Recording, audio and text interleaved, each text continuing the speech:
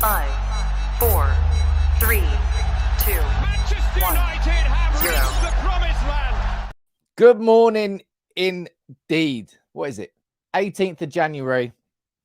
This is a conversation I think that we are all going to enjoy in the comments. You can see from the title, you can see from the overlay down there, the bidding war for Manchester United has begun. Sir Jim Ratcliffe and INEOS last night becoming the first people to formalise their interest in buying Manchester United. We knew that Jim Ratcliffe and INEOS were interested. We know that Dubai are interested. We've heard from Amazon, Apple, Saudi Arabian private investors. We've heard from Qatar. We've heard about US consortiums. We've heard about interest from Asia as well. The next few weeks, honestly, man, strap yourselves in, subscribe to United People's TV, because I get a feeling that I'm going to be here quite a lot over the next month. I'm going to run through the full story for you this morning. Honestly, if I didn't do these news shows, I don't think I'd be able to keep up with the amount of news coming out of Manchester United. Today, we're speaking about INEOS and them formalising their interest in buying Manchester United. We're going to be speaking about Jadon Sancho returning to first-team training, a big bit of news, something that we've been waiting for. Alejandro Garnacho is on the verge of signing his new Manchester United contract. That's coming from James Ducker from The Telegraph. And we played tonight against Crystal Palace. I said it in the comments before. I'll say it here now. It's a wild time at Manchester United, but wild in a good way. Last season was wild at Manchester United because we were an absolute abomination of a football club. This season, everything is really starting to happen. Who's down here in the comments? Let me see who's down here, and then we can get this show started because it's going to be a big one. Make sure you drop a like on the video. I do say it quite a lot. But Judy, thank you very much. Look, send in a super chat to let everyone know. It does make a big, big difference. It shows YouTube that, you know, you actually like the content, and it might bring more United fans in, and that's going to be a good thing. Neil Jackson, good morning to you, my friend. Nuri, Anthony, Matt James, Henrik, Omar, Charlie, Carl, Robert. Man, so many green names. Gary Cole watching on Facebook. OG, how you doing, buddy? Fred, I can see you there. Josh, Orr, T, Daisy. Who else we got there? Bully, Levry. Oh, man. Full house down here this morning, and so it should be. Paula, I can see you there too. It's we've got a busy show lined up, and it's a very exciting show. Look, Ten Hag's buzzing. Look at it. He's got the same face on every time, but I'm sure he's just happy. I need to get some masks. I was going to put a mask on a Jim Ratcliffe there this morning, but I didn't, because then I realised I'd have to get a mask every single time a new bid went in, and I couldn't be bothered. Call me lazy if you want. I couldn't be bothered. But look, you'll remember that only 5 days ago, James Ducker from The Telegraph released this article, and this got us excited straight away.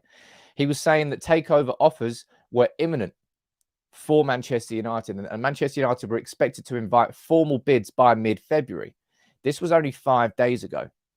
And now we are here with INEOS formalising their interest in buying the club. This is a big, big step. The reason this is a big step is because this takes it to the next stage. I said that we were at that next stage, and we are. And here we are. We've gone from just being interested, just sort of like throwing your name in the hat without actually being held accountable to anything, to formalising an interest in buying Manchester United. I'll explain what that means. And obviously, this now means that INEOS will be getting access to the financial documents. We'll be getting to the point where they come to the table, slap a massive brown envelope down and say, right, this is how much we want to offer you. We're still not at that stage yet. This is the stage where everybody's sort of like standing outside the club. Now they're coming in the club before they actually buy a drink. That's in fact what it is. Farouk, let me know where you're watching from. What's the poll going to be today, Nuri? I don't know, actually. I'll think about that. But let's run through this. I think we might have Gungshi down here. Judging by the comments, we might have Gungshi down here celebrating hard. Let me check that there. Oh, no, I'm not sure. It might just be Gungshi being nice. Someone called Gungshi a legend, which normally means that he's gifted memberships. Doesn't really matter. Let's run through this. Or maybe he has. Oh, now I can hear my voice speaking. Jeez. Let's run through this story, okay? Manchester United. Sir Jim Ratcliffe enters the takeover race. And this is this story came from Matt Dickinson from The Times. I'll run through this and then I'll head back down to the comments. So I apologize, everybody. Oh, look, Farouk watching from Chicago. Nice to see you there, dude. Amsterdam is great. I'm looking forward. I think I might be going to Amsterdam this year. One of my favorite cities in Europe. And I love Barcelona as well. Anyway, Enough about good stuff. Let's talk about this one here. INEOS has entered the bidding process to buy Manchester United. Sir Jim Ratcliffe has confirmed that he is officially in the running to buy the club. Parties have to register their interest with Rain Group, who of course are in control of selling. Well, I won't say they're in control of selling Manchester United, but that's who the Glazers have appointed to help with the process. Bids are expected. This is a big bit here. Bids are expected from United States, Middle East, and Asia. And that's the title. One of the main focus points I've got in the title of this video is that we've got bids from the Middle East coming in. Now, we know full well, I've covered it all in here on United People's TV. If everything goes, if everything goes how I think it's going to go, but Dubai has probably been the most prominent Middle Eastern country. No, it's not country, state. Part of the UAE. Dubai has been I suppose, the heaviest, the most linked to putting a bid in for Manchester United. Then you've got Saudi Arabia's sports minister who have said that they would encourage private investors to come forward and put in a bid for Manchester United. And then you've got Qatar. And I've done a video on Qatar. And Qatar, for me, it strikes me as they're probably looking for a minority stake rather than a majority stake because they own PSG. And if I don't even think they can own PSG and Manchester United and be in the same competition together. You might look at Red Bull and say, look, that Red Bull are part of a group. Yes, that's true, but it's a little bit complicated. Emirate, that's what it is. Dubai is an emirate. Of course, it's the United Arab Emirates. Anyway, that makes more sense. I think Gungxi's down there. Everyone's saying nice one, Gungxi, which normally means I've got to go there, mate. If anybody's gifting memberships this morning, it's not showing up for me. So I apologize to anybody if you're gifting memberships, but it's not showing for me. But look, so we've got more bids coming. It is INEOS who have come to the table first. Look, we have, this is the most important part there. We have formally put ourselves in the process. A spokesperson for INEOS confirming that they are in to buy Man United. Now, quite a lot of people, well, we have, lots and lots of people have. We've been speaking about INEOS. I've done a video. I've done so many videos, and I will continue to do them. I did a video looking into INEOS, looking into their worth. Now, in terms of their revenues are huge. Their revenues are in excess of around about 50 billion per year. But revenues to profits are very different things. INEOS have got a huge sports portfolio, right? Let's quickly run through that here this morning. For anybody who doesn't know, they are very much in the sporting game. They're one of the principal partners of Mercedes in Formula One. They took over Team Sky in cycling, I believe.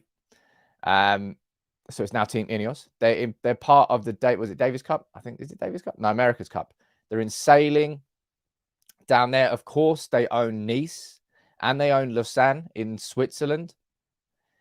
They really, really do have a massive portfolio in the sports game. Now, the question for a lot of you is, okay, does Sir Jim Ratcliffe and INEOS, do they have enough money to compete with what's coming ahead? And by what's coming ahead, I mean Newcastle, I mean City, I mean PSG, I mean a lot of what's coming up. Football's about to get, I mean, it's not as if football wasn't expensive anyway, but football is about to just, it's not about to, it has, it's just reached that point where spending 200 million per year in the summer is now a norm. I guarantee you every single year there's going to be a club in the Premier League that spends over 200 million. And it was, yeah, it wasn't a norm previously, but it is now. The amount of money involved is absolutely outrageous. I can see here now, finally, I've got it up on desktop. Gungxi, Jadon, gifting 10 memberships, as always, man. What a genuine hero of this community. Really, really is. Let me see what you're saying down here. Omar kind of raises a point that I think I've said quite a few times here on United People's TV. So at this point, we've got the formalization. Let's go back to the article. There's so much to run through this morning. It really will be a busy and stacked show. Oh, that's the wrong one. So we've got the formalization of the bid here. We are formally putting ourselves into the process. But just kind of let's find out. But I wouldn't be surprised if INEOS is part of a consortium. Not a consortium, but if INEOS is working, I don't know, for example, alongside Dubai, alongside someone else, and that they go together, and that maybe Sir Jim Ratcliffe and INEOS are the front of it. It's just a gut feeling. I'm not saying it's absolutely going to happen, but United would definitely be the single biggest sports investment that INEOS have done. They've got a lot of money. They're investing heavily in terms of their actual business, petrochemicals. If you listen to the interview that Sir Jim Ratcliffe did, was it with the Financial Times? I think it was. It was a Q&A session where he sat there and he explained, honestly, if you want to really understand and learn more about the finances of INEOS, you need to go and watch that Q&A session, because Sir Jim Ratcliffe explains about these 3, 4, 5, 6 billion pound investments that INEOS are doing all around the world. They're about to become, they're on the verge of signing a deal with China, I believe, which would make them the biggest petrochemicals company in the world. They're huge. They are huge. But it's whether or not they've got that financial disposability. That's the wrong way to describe it. How much cash have they got to be able to inject into Manchester United? Well, we'll find out when they formalize their bid, because their bid is formalized, yes. But they haven't gone to the table and said, right, here you go, here's 6 billion. That's going to be the next step. Formalizing the bid is where you officially come to the table, and then you get access to due diligence. You get access to the financial documents. We can read through the article here. It would explain what's coming next. At this stage, parties have to sign up to see confidential financial documents and commit to undertaking due diligence. There you go. So now, because INEOS have done that, they've committed to doing certain things, including due diligence. And I explained what that was in my video yesterday. Due diligence is what happens when a company is bought by another company.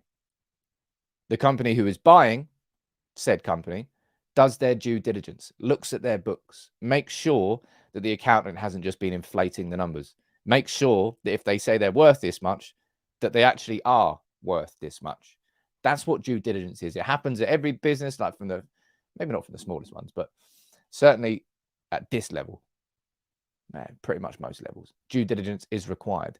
Now, following on from this article here that came from the Times yesterday, I want to run through this one from James Ducker, and there's a couple of little snippets that are interesting here that we can follow on as a conversation. I'm going to be heading down to the comments quite soon. I can see plenty of you down here. Maybe I'll pull up a couple of the questions here. Stefan, we should ask the fans of Nice how happy they are with their ownership. Let me pull this one up here. I was going to bring this up in a little bit. Look, I've done this video. I've done like an 18-minute video of a deep dive into Jim Ratcliffe and the ownership of Nice. And I covered absolutely every aspect. Somebody pissed me off on Twitter last night by saying, Sam, why are you focusing on the positives of Jim Ratcliffe and Nice and not looking at the negatives? Ignoring the fact that I've already done a 20-minute video looking at every single aspect of that Nice ownership. And I've said about the questions that there is about his brother being involved quite heavily high up, and Dave Brailsford being brought in when he didn't have any real expertise in that field. I've covered that in this video. So if you really want to learn a bit more about Jim Ratcliffe and about the ownership of Nice, go and spend 18 minutes of your life there. You'll learn a thing or two. Not in a condescending way, but you will. So let's go over here and let's read this. And let's see what Tom Morgan and James Ducker are saying about Jim Ratcliffe entering the bidding war, starting the bidding war for Manchester United. He's gone public with his plans to pursue a takeover of United. Look at this, is interesting. The Telegraph understands that the first serious talks took place between INEOS and United just hours before they released a statement confirming plans. In November, the Telegraph revealed how the owner was ready to make an approach. It was then disclosed last week how he was advancing with an indicative bid. Let's see what else they're saying down here. Ratcliffe is the first billionaire to confirm in public that he plans to pursue by Manchester United. And I think that's quite an interesting point. Sir Jim Ratcliffe, his name, he was the first to publicly show his interest in buying Manchester United. And he's also the first to formalise his interest in buying Manchester United. So he's been the first on both occasions. And for a lot of United fans, and I said this in my video yesterday, it really is dreamy. And I called it Disney. The idea that the owner of Manchester United could be a lad man, whatever you want to call him, could be somebody that grew up 10 miles from Old Trafford and was a United boyhood fan and has since grown up to become Britain's richest man, and then comes back to his roots and then takes Manchester United where we want it to be. As I said, it's kind of like the Disney of owners, the story of it. It's just whether or not Jim Ratcliffe has and INEOS have the money that's required to compete with everything that's happening in global football, right? You've got Qatar and PSG. You've got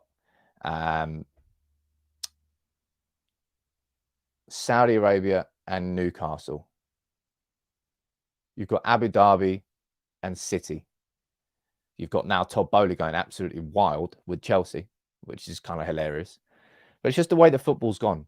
Progressively, year on year, it becomes more and more expensive to compete at the highest level in the Premier League. Whether Jim's got the pockets deep enough to do that, I know is the biggest concern of all of you. I can see it in the comments. He's not got enough money. We've got to go to oil. We've got to go to Middle East. We've got to do this. We've got to do that. We don't have to do anything. We're at the stage now where INEOS have put their name forward. You can have your opinion about who is the best owner, who's got the most money, who did this. What? Let's just let it develop. And let's not get too crazy and just completely writing an owner off or saying that this owner is better than the other.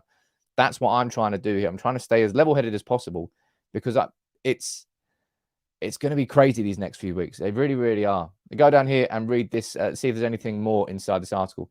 The clock is now ticking on a deal. As it is understood, senior figures will issue that mid-Feb deadline. Avram Glazer, look, he's going to be in Davos this week in Switzerland at the World Economic Forum.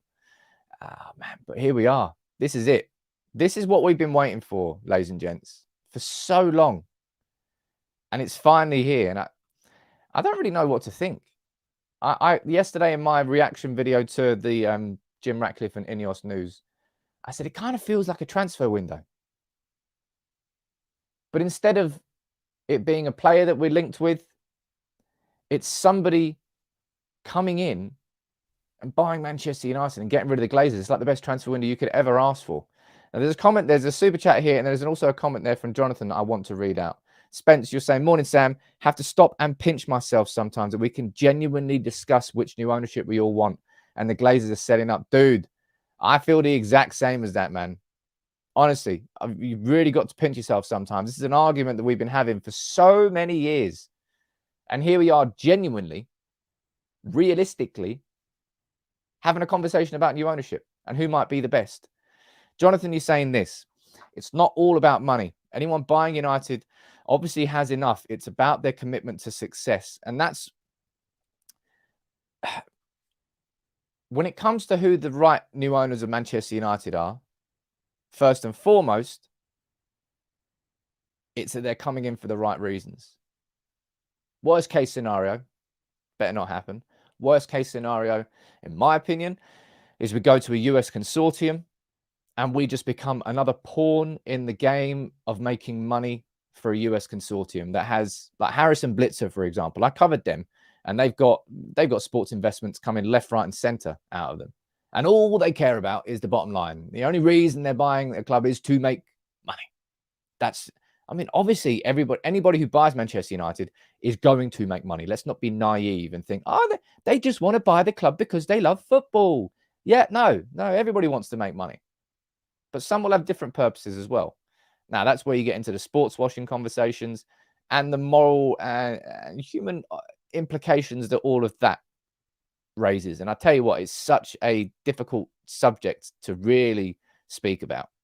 So you can understand probably my slight hesitation when I try and think before I speak. with anything to do with this. And that, for me, is why you can understand that Jim Ratcliffe offers something that no other new owner of Manchester United would, that the genuine connection to Manchester United in terms of the heritage of the club, in terms of, look, Richard Arnold said that fans are going to be central to this takeover, central to what the fans want is going to be taken into consideration. Yeah, I'll believe that when I fucking see it. But as I said, and I have made it all along, from whenever City got taken over with oil money, as a fan base, we're united against that shit. And we fought against it for so many years. Yet here we are at the point where I know full well that the most likely thing is to be a takeover from the Middle East. I'm coming to terms with that. I'm trying to anyway. But Jim Ratcliffe is the first to put his name forward, right? We might be having a conversation in a little bit about Dubai coming forward, because for a lot of United fans, it seems like they are the most likely to come from the Middle East with a bid to buy the club. And I've covered it from the positive angle, I've covered it from the negative angle, right? But I expect Dubai to come with a bid quite soon. I'm scared and I'm interested to find out who comes from USA, because there will be bids from USA, right? Harrison Blitzer is the only one that I've sort of done a little bit of a deeper dive into, but there's going to be others. David Beckham's being linked with fronting a consortium. Would that be David Beckham working with Qatar? Because, of course, he was the ambassador for the World Cup at Qatar. But I don't personally think Qatar will come forward because they own PSG. So the only way that it just seems a bit strange. It seems a bit odd. I'm going to go down here and read a few of your comments out. There's a super chat there. Let me read that first. Dave, you're saying, of course, he is a businessman first and foremost. But as a businessman, he knows investment is the way to pave this way to success. There's a lot of ways. And to make money. But anybody who takes over Manchester United is well aware of the scale of investment required. It's a necessity. It's not a, it'd be nice to have knew this, knew that. It's not, no, it is an absolute requirement for Manchester United. When the Glazers bought Man United, we had the best stadium in world football. We had state-of-the-art training facilities, and we were one of the best clubs in the world. Look at us now. We have a stadium which is 15, 20 years out of date. We have training facilities which haven't been updated since then. Have been updated somewhat, but not since then. And look, we're looking far better than we have been for a long time, but we are not the same club as the Glazers took over. They made sure that they fucked that up royally. So big investment is required. Guys, I'm going to read a few of your comments down here, right? Anyone that buys us clearly has the money. What's important is how they run us by employing the correct people to run the different aspects of the club. Now, that is a very good comment there from Gaz, because it's absolutely spot on. That's the thing that City have done well from day one. City have brought, what's his name? I can never remember his name. Like, to give us the guy with like a TX in his name, who they brought in from Barcelona. He worked with Guardiola at board level. They brought in, I think it's like Tajikiristan or something like that, which kind of sounds like a country, but it's not. They brought in like 3-4 people who really, really worked, and they were specialists in their position from a board level. And that created the background at City, which is, I mean, you've got to be envious about what City have done. And I'm not just talking about a football perspective. They've massively regenerated a huge part of Manchester in what they've done. They've invested a hell of a lot into a state-of-the-art academy system, academy stadium. They've built a club from the ground up. They've turned an absolute joke of a football club into European powerhouses, and they will leave a legacy that goes far deeper than just that. Is that his name? Him. Siki, him. Beggy. I'm going to call him Beggy. They brought Beggy in, and he was important. And there were other people that they brought in as well. But it's a very good comment there, because whoever owns us will effectively own us from the background, right? It's not as if we're going to be sitting there and just watching Jim Ratcliffe do the press conferences, or Jim Ratcliffe telling us no. Jim Ratcliffe will be there at the very top, but it will be in the background, and it will be everybody who gets employed by Jim Ratcliffe And that's where there are, I would say, fair concerns about what he has done at Nice. Oh, there's two of me on screen now. What's worse than one of me is two of me. When he brought in Dave Brailsford and he kind of stepped into a semi-bit of a director of football role, and no one really knew what he was doing because he didn't know what he was doing. He was kind of guessing at the same time. He brought in his brother Bob to help. I think he was down as CEO. Is he really the best person for the job, or is he there because he's your brother? There are concerns, absolutely concerns, and that's what I've covered in that video. Alex, I believe that as long as the new owners are not an American consortium, will we still be better off than the Glazers? I would say be careful what you wish for, number one. But kind of number two, I semi-agree, which might be a bit of a juxtaposition, and it kind of is, because technically anything is better than the Glazers.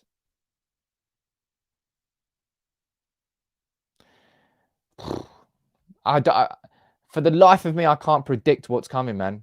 I would love to say that I have utter confidence about what is going to happen next.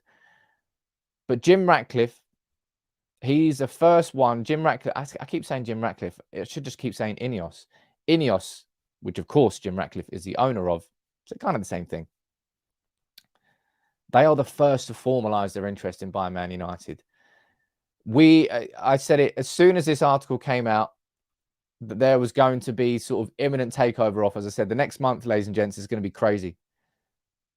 We've got Jim to the table first. I think Dubai will probably be next. Was there any interest from Amazon, or was it all paper guff? Strikes me as it was just a little bit of hot air. And the same thing goes for Apple. But I will be interested to see if anything develops on those two sides. Imagine Apple actually came forward. Jeez. There will be other US consortiums. We don't know about those yet. There will be other interest, maybe from the Middle East. Maybe there will be a Qatar minority bid. That scares the shit out of me because of this, right? This is it's come out from the Athletic this morning, right? Fenway Sports Group is increasingly likely to just sell a minority stake in Liverpool, and that's what I mean about be careful what you wish for, right? Because we could, we wouldn't even get new owners in that case. That would be the Glazers retaining ownership in Manchester United and just being funded by somebody else who retains that minority stake. That's the worst case scenario. And I hope it happens to Liverpool, because it will not be good for that football club if FSG retain their main power and ownership and they just bring someone else for an investment. Liverpool want to get rid of FSG in the same way that we want to get rid of the Glazers. But I'll tell you what, you remember those fans who wore Avram Glazer masks on a bus to Old Trafford? Fucking comeuppance there. That's some good karma. I enjoy that. But look, make sure you subscribe to United People's TV, because I tell you what, I don't know, the next, just United looking forward, what we've got coming ahead. He's got a smile on his face. I've got a smile on my face, because it's looking exciting. So Jim Ratcliffe is first. The bid has been formalised. I've told you already, and I'll say it one more time down here in the comments. Let me pull this up here. I've got an interview that's going to be coming out on Saturday, hopefully, with an attorney from America who's really going to help me understand the legal process. What are the next steps? What can we as fans expect? When can we expect it? Who, what, why, when, how? That's what I'm going to do about this whole process. And he knows a thing or two more than I do. So make sure you do subscribe, because that interview will be going out on Saturday. Warren, how you doing, buddy? And thank you for all your support to the channel, man. From gifted memberships to a super chat there. The takeover is different than when the Glazers took over, and that is, no matter who it may be, the owners cannot buy a club on a leverage deal. Yeah, it is. It's literally called the anti-Glazers. Fucking hell. They had to make a law called anti-Glazers. Yes, there will be no leveraged ownership of Manchester United. Anybody who buys Manchester United will be buying Manchester United with cash.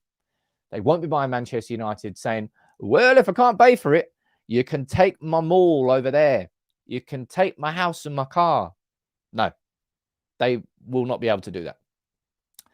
I'm going to read a couple more of your comments before we move on to a wicked conversation we're going to be having about Jadon Sancho. Corey, you're saying new stadium renovations, elite staff recruitment, including academy, training facilities, renovations, supporting Ten Hag. That's what I mean. It's a big old job.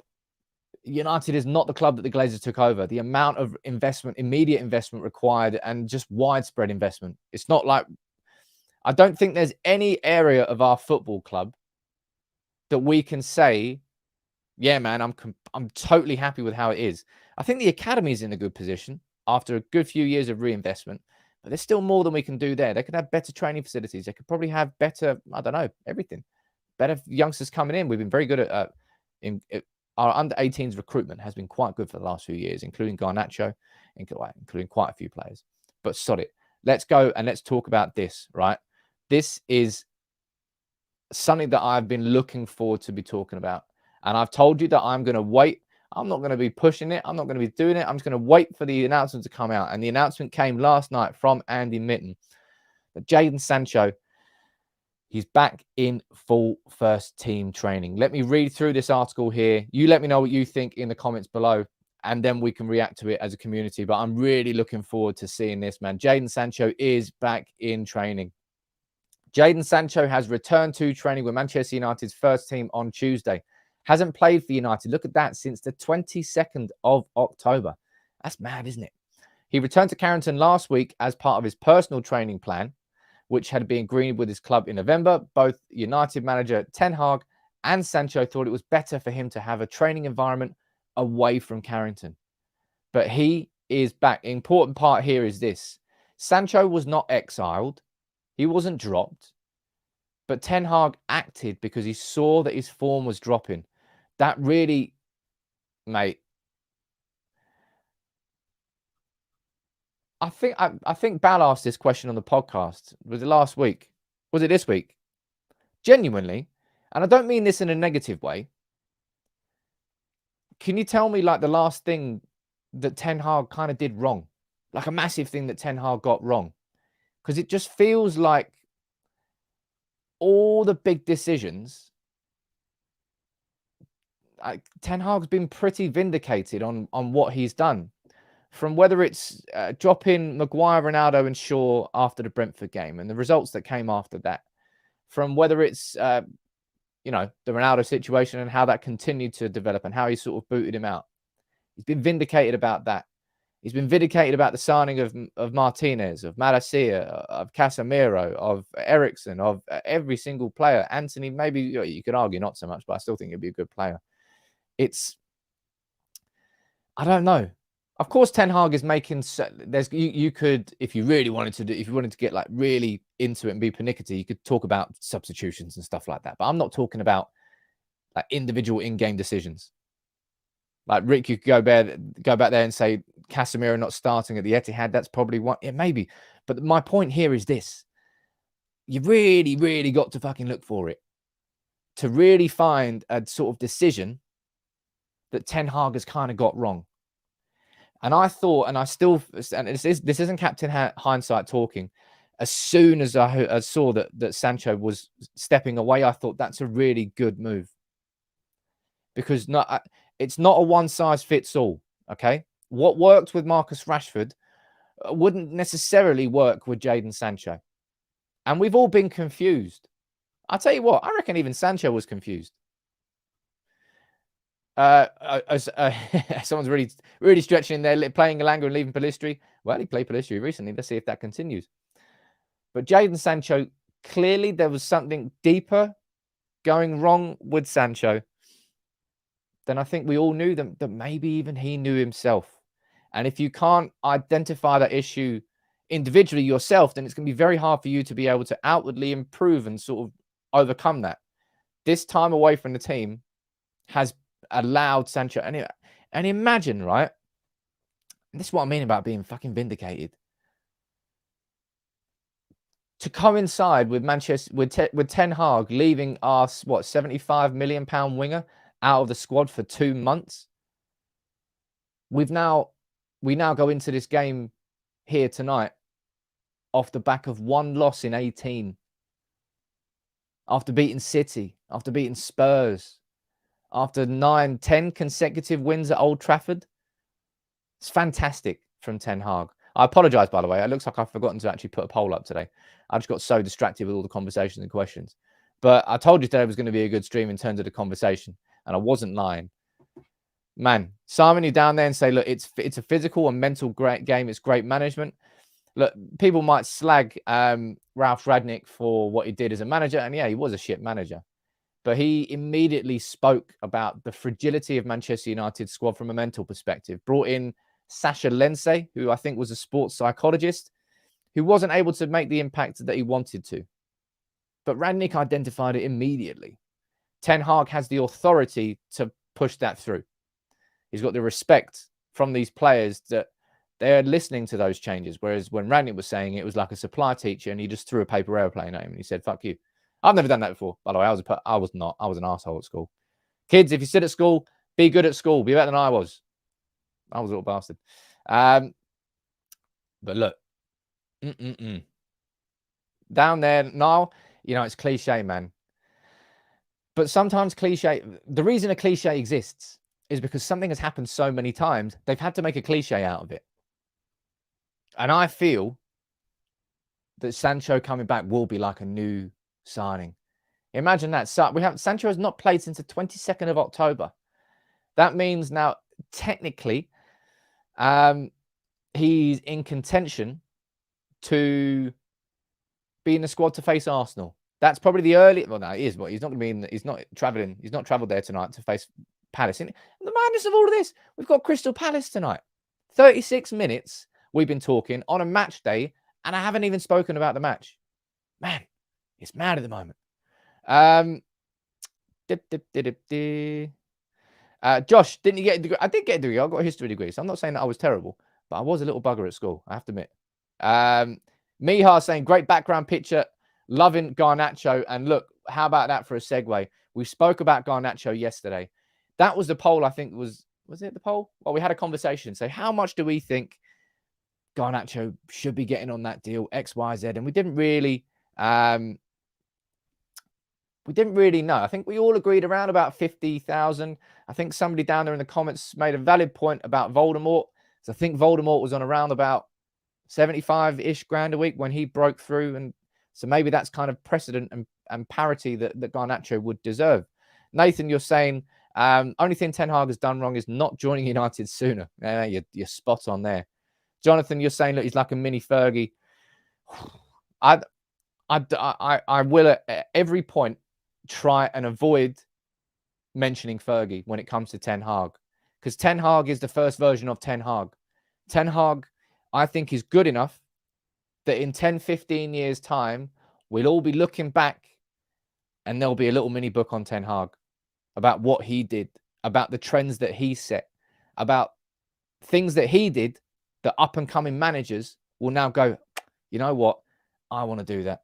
And that's what I hope so. But anyway, back to that lad there, Alejandro Garnacho, the breakthrough player this year. Big article from James Ducker yesterday confirming that he is close to signing a new Manchester United contract.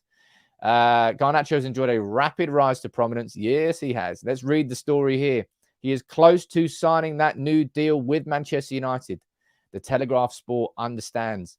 So as I said, we spoke about this yesterday, and now we've got the Telegraph and James Ducker saying, yeah, cool, he's close to signing it. Big update. Garnacho's existing contract, which is an interesting one, runs until June 2025, not the end of next season as widely suggested. So there was kind of like even less of a rush to sign Garnacho up to a new deal. But given that I think he's on around about 5 to 10 grand a week. Man, give me 5, 10 grand a week, man. I'll do whatever you want. Maybe not everything, most things. 5 to 10 grand a week. They wanted to get something that represents the fact that he is now a first-team player for Manchester United. United are in advanced negotiations with the 18-year-old over a new and improved deal. Let's see if they mention anything to do with figures in this contract here. The interesting point is that, look, they're trying to avoid what happened with Januzaj, because when he broke through, remember, he was one of the only shining lights, man. He was one of the only shining lights in that season of under Moyes. Man, let's not go back there. Let's not go back there. Imagine where we are now from where we were there. Jeez. But Januzaj didn't really work out. He got a massive contract. Ended up, what was it, Real Sociedad he ended up signing to? Didn't really work. Oh, yeah, Real Sociedad. United feel there are valuable lessons to be learned from the experience of Januzaj. They believe Garnacho has huge potential, but the club and Ten Hag have been wary about giving him too much too soon and eager to pitch a new contract at the right level that offers just the right incentive and maintains that hunger to improve. And it is a difficult fine line to find because it's spot on. I think you can all argue down here, Garnacho deserves 100 grand a week. Given how important he is to Manchester United, he does, by that comparison, deserve that much money. But he's just breaking through. He's only just turned 18. He's at the beginning of his career. You have to find the contract that makes Garnacho feel, you know what? Yeah, they do consider me a first team position, but at the same time, leaving all these steps above him to earn that much more. And that's, I think, that's why these negotiations maybe are taking a little bit longer than usual. But I am just dead excited about this lad. And it's difficult, man. It is very difficult to it's very difficult for a young, talented player to break through into first-team football and then progress brilliantly into a world-class star. I think Phil Foden's an excellent example of it in the Premier League recently. Reece James is another good one at Chelsea. And there are other prospects that you can add into it, but there are far more prospects that don't make it. There are far more examples of players who are brilliant at youth, at academy level, have a breakthrough into the first team, disappear off the face of the earth. Garnacho, I don't want that to happen to. He's, wow, what a player, man. What a kid. And I think United are doing the right thing. Silekus, look at that. I'm going to call you Michael. Gifted 5 memberships. I think that's the first time you've gifted. Thank you very much, sir. Who are the lucky 5? Lawsy Ray, Olivia, Sujit, and Lee, and Shamel. You've got 5. Make sure you say thank you very much to the man himself there, Michael. But look, Ten Hag was speaking about Garnacho ahead of the game tonight, and he was absolutely praising him. This is what he said. This is him speaking after the City game, by the way. It wasn't an actual press conference. He said, Garnacho has a skill that I don't see many players in the Premier League having. He beats players one-on-one. He's learned in the last few months about how to play in a team, how to live, how to do the right things in the week, how to have the right attitude on the training ground. And you see how he's acting as a team player with his individual skills that can make a difference. Also for him, it's to keep going in the process. It's not done. There is a lot to come. There is a lot of room for improvement with him, but he can help. He can contribute on the highest level already, and I'm really happy. It's a bonus for us as a club that you bring in young players and they can come not only into the squad, but the team. And I think that is a part of our project that has to contribute to our success. Ten Hag, full well. We know, right? We know full well that Ten Hag has got a great track record of bringing through youngsters. It was the Ajax system. He had to. It was the way Ajax operates as a football club. And it is the way Manchester United operates as a football club. We've got a record that stems back, over 4,000 games now, I think it is. Stemming back to the 1930s. An academy an academy graduate inside our matchday squad. Every single consecutive matchday squad for a record spanning 70 plus years. That is one of the most incredible records that Manchester United have.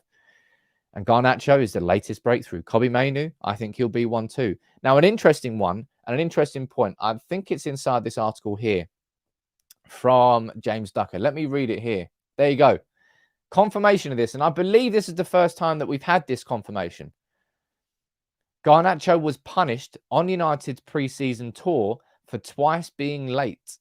Now, up until this point, we've never, I think that's the first time that I can remember a journalist that we consider to have credibility actually saying that it was Garnacho who was punished, because we know full well that there was somebody left out of that preseason for being late.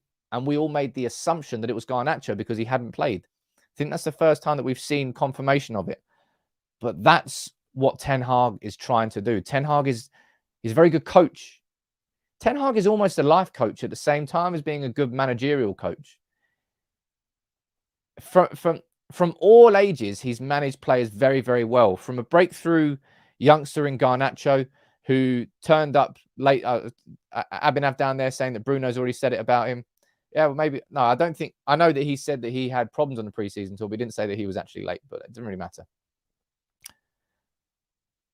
Ten Hag has helped Garnacho, an 18-year-old, breaking through into his career.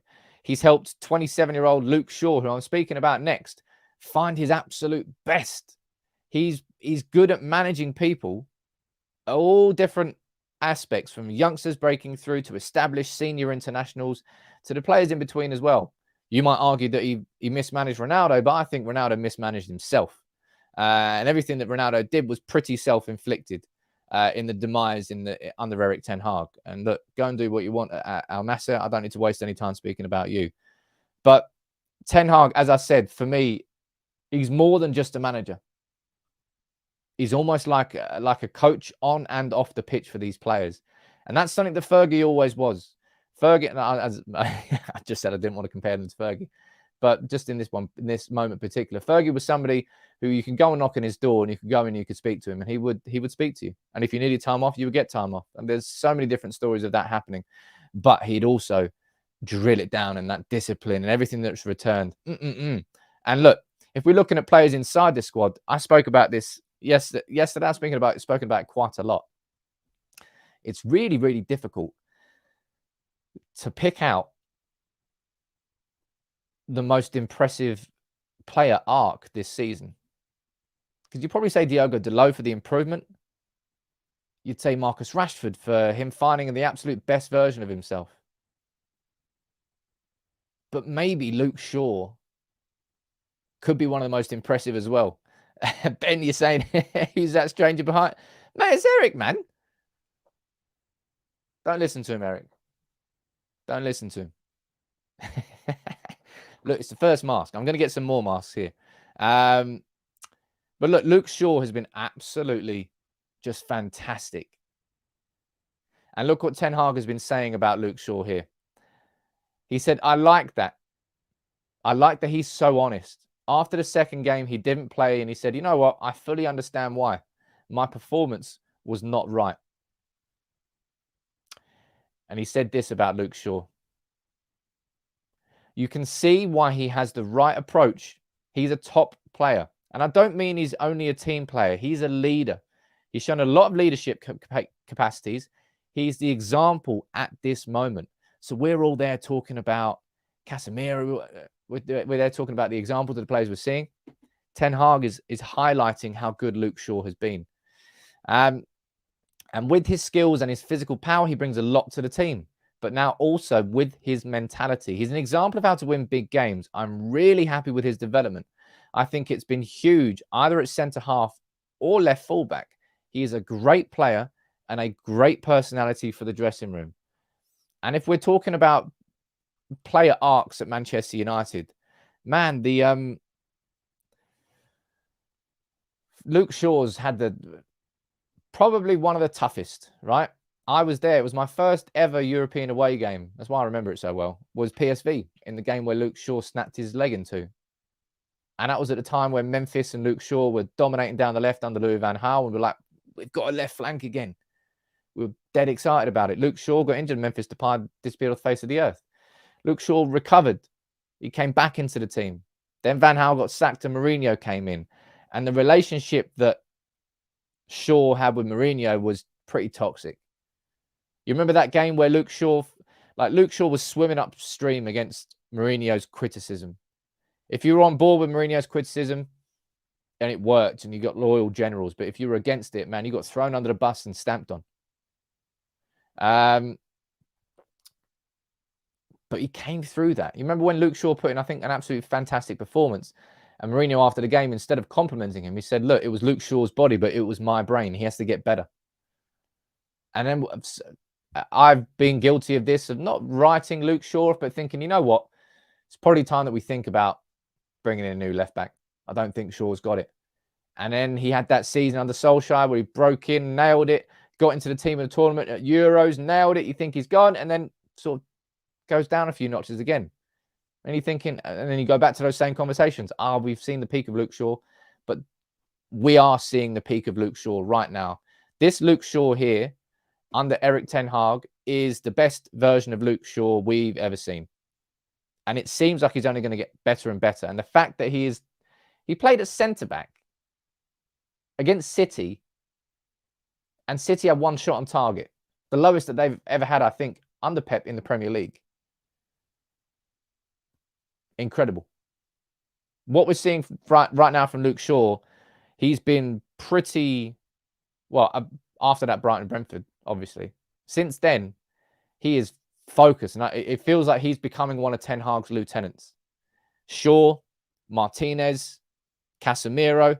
I think you can probably put Fred into that category. Fred clearly does exactly what Ten Hag wants of him. Bruno, Ten Hag's already said that Bruno is representative of his personality on the pitch. And Marcus Rashford, you can see it, man. You can see these players emerging. And fair play to Luke Shaw, man. Just real credit to him. Man, 50 minutes into this show, I've not even spoken about the game tonight. Last 10 minutes here, let's speak about the game that we've got coming up tonight. Crystal Palace. Ten Hag has been speaking about the team news. Make sure you drop a like on the video. I told you today was going to be a busy show. People are telling me to get a Barry mask. I'll get a Barry mask. I promise. I'm also going to get a Cantona one. Some good stuff coming up. Some good masks as well. Let's run through the team news from Ten Hag from yesterday. What, as I said, wasn't a full press conference, was the embargo part after the game against City at the weekend. And he spoke about the Martial injury. He said, look, I hope to avoid that Martial was getting injured by bringing him off. He was complaining, so that's why he also didn't train in the week and why he was also a question mark. He and we both decided that he had to start because his start would be so important in this game with his pace, especially with his pressing. He is really good and he is a really big element in our pressing. I needed that before half time. And we decided, and he decided as well, he begged to start. And imagine that, right? I was very quick to say at half time that Martial had to get hooked. And I know full well that the movement is quite important for Martial. And that's why Wout Weghorst, I think, is such a shrewd signing for what we need right now. But Martial begged to start. Last season, I mean, I'd be very surprised if any player at any point in the season begged to start. I really, really would. So fair play to him. I still feel that Martial, your centre forward, it doesn't really matter how good they are at pressing. They have to offer a threat in front of goal. They have to. It's your centre forward. It's like a defender being brilliant at bringing the ball out from the back, but being a shit defender. It can't happen. So speaking about the game tonight, this man getting a little cheeky lift from Christian Eriksen. Wout Weghorst has travelled down to London for the game against Crystal Palace. Now, this was my starting 11, right? Let's bring this one up on screen. This was my starting 11. I went for a back five of De Gea with Martinez and Maguire. You might not like that, but I think it will happen. I don't think Varane will start tonight. I've gone for Shaw and Wan-Bissaka as fullbacks. I think Wan-Bissaka deserves to keep his spot, and we're playing against Crystal Palace away, his former team. A midfield three. Now, it's the concern about whether Casemiro will get a yellow card. In fact, let's just make this a poll. A little poll at the end.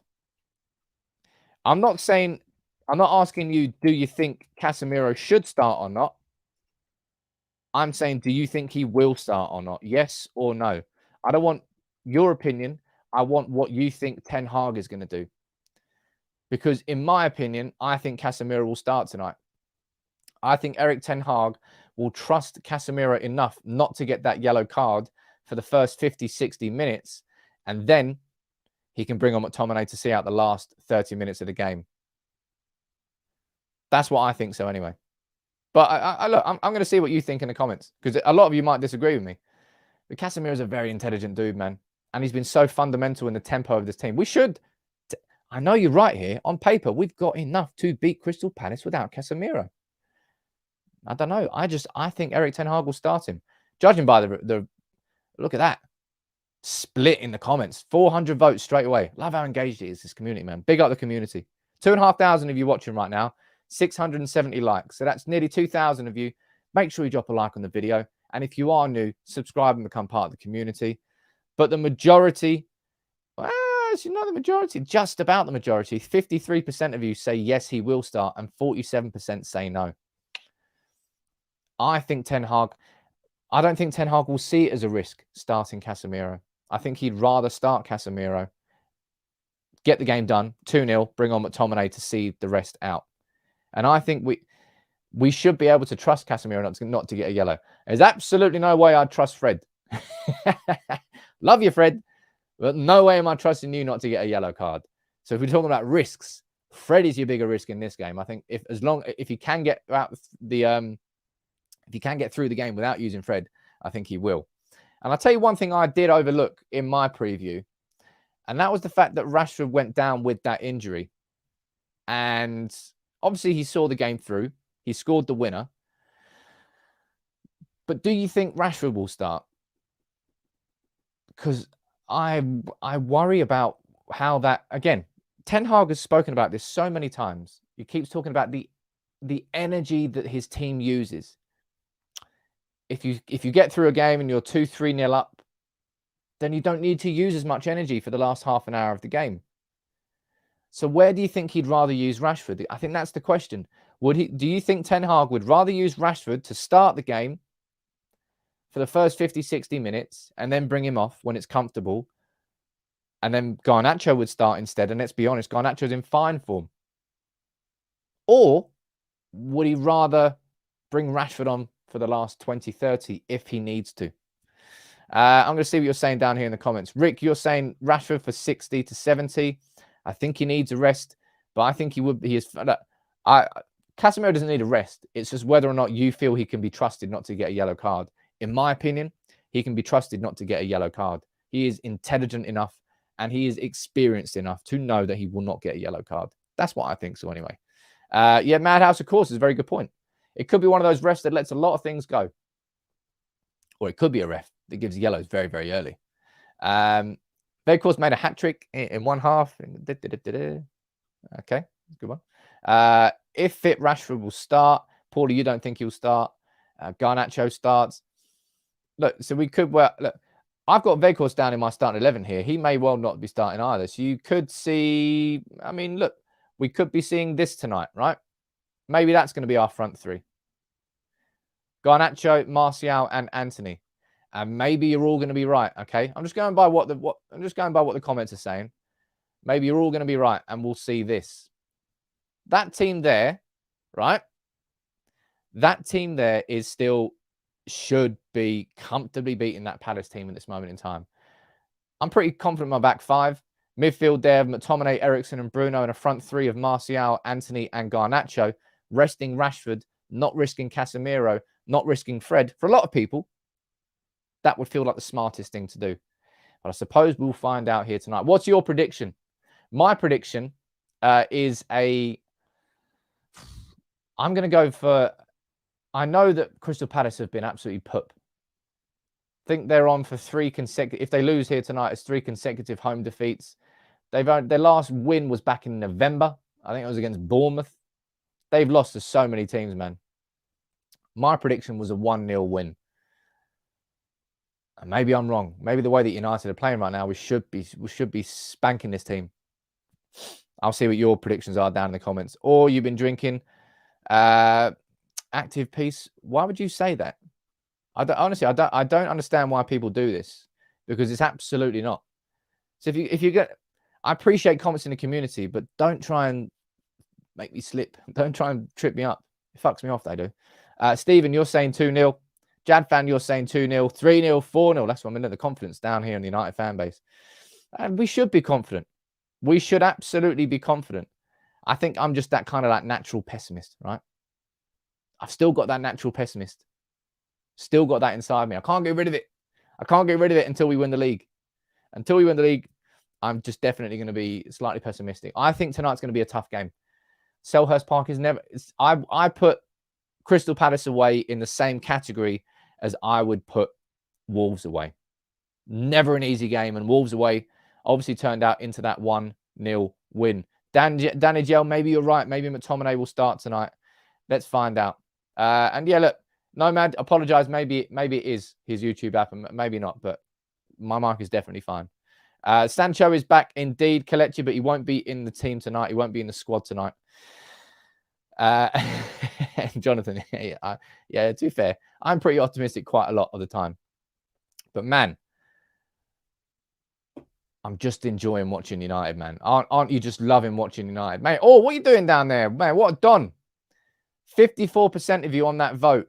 You think Casemiro will start? Genuinely, I think he will, and I think he'll be taken off after 50 minutes. But oh, man, you ledge, gifting 20 memberships down there from the secret card. I need to get myself a secret card. Actually, I just need your secret card. Lee, Louis, Chamo, Afik, Phoenix, Abdul, Gabriel, Michael, so many names down there. Everybody say big up and thank you to all. What a community, man. And what a time for us to be a community. I'm so glad that I've managed to bring us all together. And just, look, we've gone over an hour. We don't normally go for over an hour. That's because it's a busy show. We've ran through the bid from Sir Jim Ratcliffe. We've ran through what's coming next. Jadon Sancho, he is back in training. Big up Jadon Sancho. Alejandro Garnacho is on the verge of signing a new Manchester United contract. That was confirmed there by James Ducker from the Telegraph. Tonight we face Crystal Palace. I've gone for a 1-0 win. Lots of comments down there. We're all confident about it. Gungshi, you're gifting 5 more. Sod it. Let me gift 5 as well. We've got some just some real positive feelings around the club at this moment in time, man.